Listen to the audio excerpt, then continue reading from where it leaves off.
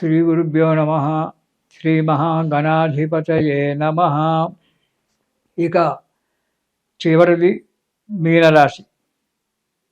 ఈ రాశి వారికి ఈ సంవత్సరం మార్చి 18 వరకు ఆదాయం 5, వ్యయం కూడా 5.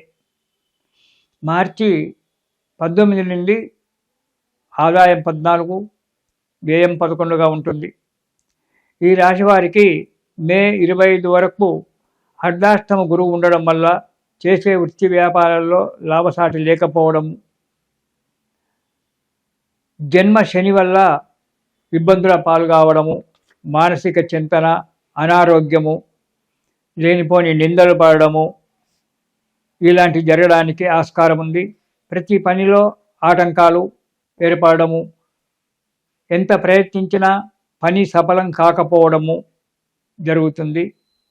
సదా విచారము, దానివల్ల ఎప్పుడు మానసికమైన విచారణతో ఉండడము, ధన నష్టం కావడము లేదా మోసపోవడము ఇలాంటివి జరగడానికి ఆస్కారం ఉంది. కాబట్టి చాలా జాగ్రత్తగా ఉండడం చాలా మంచిది.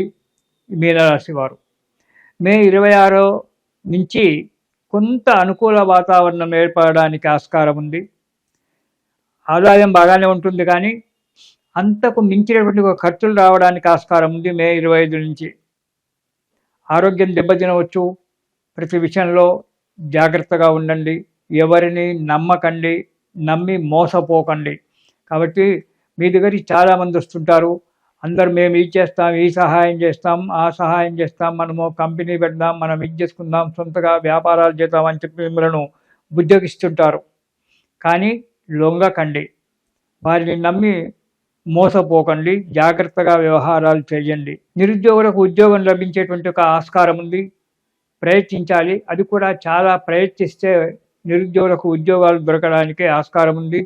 కోరుకున్న ఉద్యోగాలు చేసేటువంటి వారు కోరుకున్న ప్రదేశానికి బదిలీలు కావడము, అక్కడ మీకు అనుకూల వాతావరణం ఏర్పడుతుంది. కానీ ప్రతి పనిని చాలా ప్రయత్నం చేయాలి, జాగ్రత్తగా ఉండాలి. భార్య లేక తల్లి వారి మాటలు వినడం వల్ల ఒక స్త్రీ మాటలు అంటే భార్య కావచ్చు, తల్లి కావచ్చు, వారి సలహాలు తీసుకోవడం వల్ల మీ జీవితంలో కొద్దిగా అడుగు ముందుకు పడి ఆదాయం కొంత పెరగడానికి ఆస్కారం ఉంది. కాబట్టి ఆ స్త్రీలు ఎవరంటే ఇటు భార్యనే కావచ్చు, తల్లి కావచ్చు, వదినే, అలాంటి మీకు మేలు చేసేటువంటి వాళ్ళు ఎవరైనా కావచ్చు, వాళ్ళ వల్ల ఆ స్త్రీ వల్ల మీకు కొద్దిగా అడుగు ముందుకు పడుతుంది. మనశ్శాంతిగా ఉండడానికి కొంతగా ఆస్కారం దొరుకుతూ ఉంది. ఆరోగ్యం దెబ్బతింటుంది. కాబట్టి ఆరోగ్య విషయంలో కూడా చాలా జాగ్రత్త. అనవసరమైన ప్రయాణాలు పెట్టుకోకండి. ఎక్కడ ప్రయాణాలు చేయకుండా ఉండడమే చాలా మంచిది. అత్యవసరమైతేనే ప్రయాణాలు చేయండి, లేదా హాయిగా మీ ఆఫీసులో కూర్చోండి, ఇంటికి వచ్చి ఇంటి దగ్గర కూర్చోండి, కృష్ణ రామ అనుకుంటూ ఉండండి. అంతేగాని అనవసరమైన వ్యాపకాలు పెట్టుకోవడం వల్ల జీవితంలో చాలా దెబ్బతింటారు మీనరాశి వారు. ఉద్యోగస్తులకు బాగానే ఉంటుంది. ఉన్నతి జరగడానికి కూడా ఆస్కారం ఉంది. ఉన్నతి కూడా జరుగుతూ ఉంటుంది. కానీ కొన్ని అనుకోని సమస్యలు మీద వచ్చి పడుతుంటాయి. వాటిని తట్టుకోవడానికి రెడీగా ఉండండి. నిరుద్యోగులకు ఉద్యోగం లభించేటువంటి ఒక ఆస్కారం ఉంది. ప్రయత్నించాలి. అది కూడా చాలా ప్రయత్నిస్తే నిరుద్యోగులకు ఉద్యోగాలు దొరకడానికి ఆస్కారం ఉంది.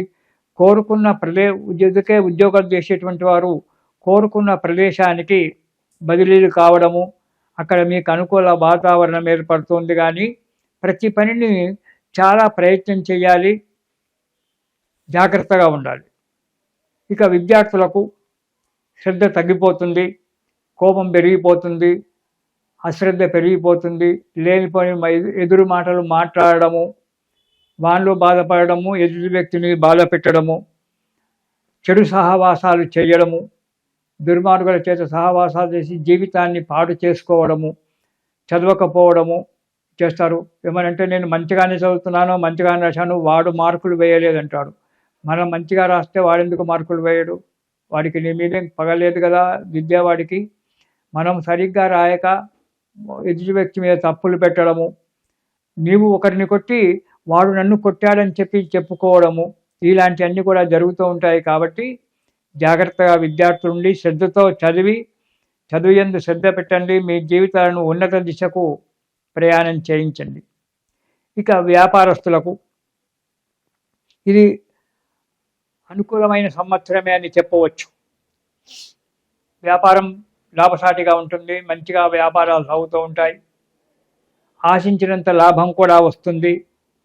కొత్త వ్యాపారాలనే పెట్టుకోవడం జరుగుతుంది. అందులో కూడా కొత్త వ్యాపారంలో కూడా లాభసాటిగా ఉంటుంది.